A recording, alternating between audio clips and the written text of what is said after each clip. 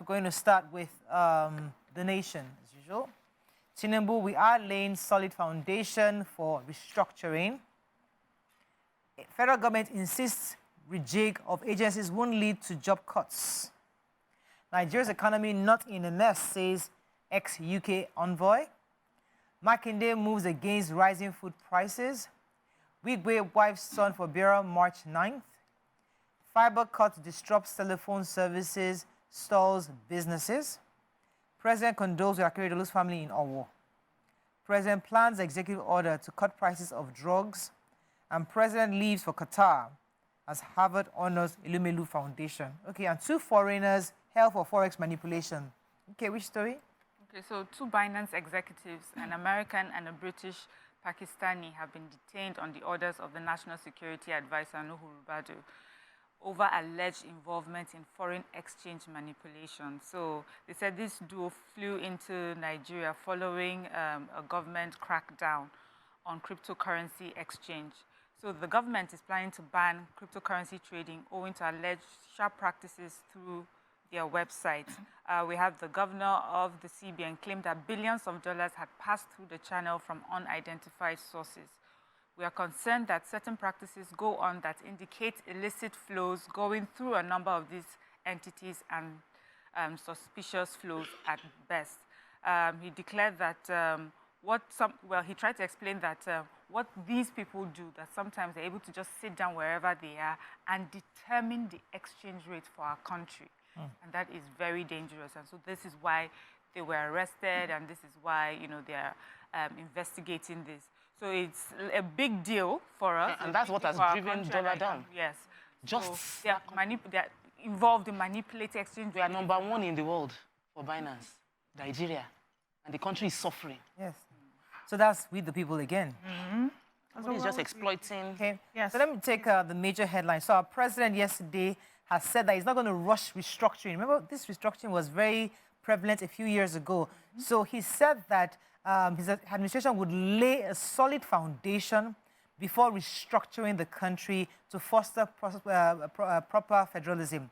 According to him, that they have to lay that foundation. It would actually help successful economic and fiscal reforms capable of supporting a restructured country. The president said this yesterday. He said we will not rush the process, stressed that the restructuring would also address concerns for equity and justice. He also he said that they've already agreed on setting up of the state police, and the modalities are to be worked out by the governors and the federal government. The president emphasized that if a proper foundation to support restructuring is not laid, it will eventually collapse.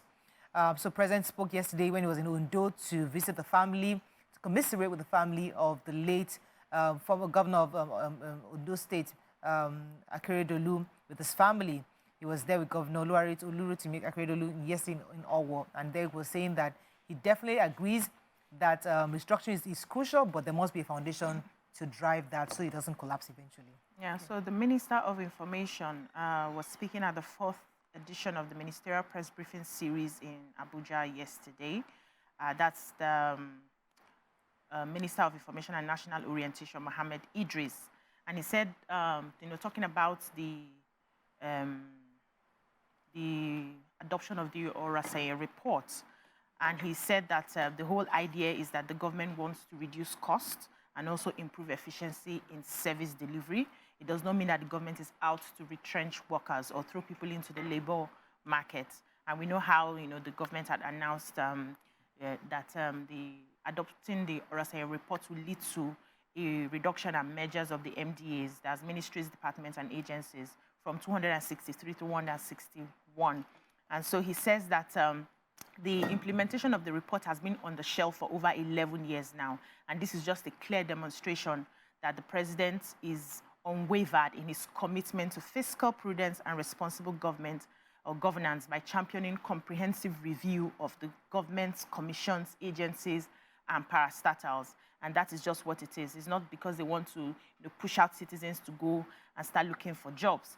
And it also says that they are putting the needs of the citizens first. It's going to be adequately addressed, and they'll put the interests of the nation first and foremost. Then they went ahead to list some of the benefits of the reforms that the president had carried out so far in his policies. They said that Nigeria is beginning to see benefits of the reforms spearheaded by the president in various sectors.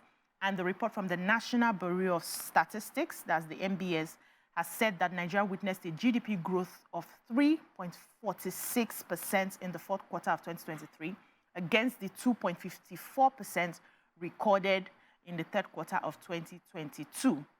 And he stated that the capital importation rose to 66% in the fourth quarter of 2023, reversing a 36% decline in the third quarter, and that petrol importation has been reduced by 50%, among other things that they have, said. So that we just need to be a bit more patient and see how some of these policies will translate to the lives of the citizens. Okay. Yeah, so I have the story concerning how the Oyo State governor is going to deal with the rising food prices. One of the things they want to do is to reduce, they've said that they are going to reduce the cost of clearing the land, that instead of spending about 30,000 naira to clear a size of land, they'll be subsidized by 50% to 15,000 naira for clearing.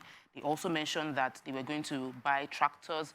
They are going to stop any, usually there's revenue that they pay on farm produce. Any farm produce consumed within Oyo State, there will be no charges, no revenue collection on those within immediate effect.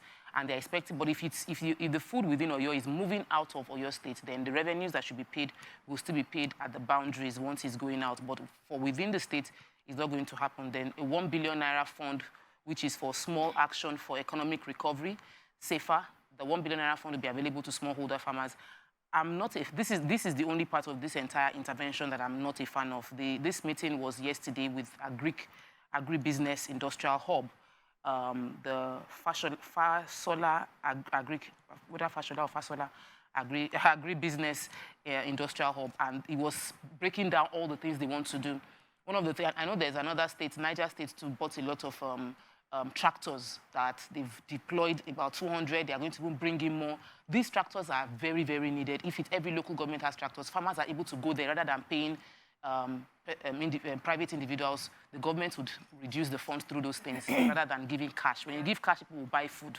So in addition, they had also said that you would not require a guarantor to get a loan. This is also, but the governor also made, for me, I feel that it's important that we hear this, and concerning everything in Nigeria as well. He says that despite all the efforts that they've made, towards fostering and bolstering food security, somehow it is not translating into favorable trends in food pricing, and this is something that is concerning. And we see that a lot where policies are made with good intentions, sit through like our hot topic yesterday, and yet it's not translating what is happening. Culture. Yeah. Let's go on a short break now. We'll come back and continue with our review. Stay with us. We'll be right back.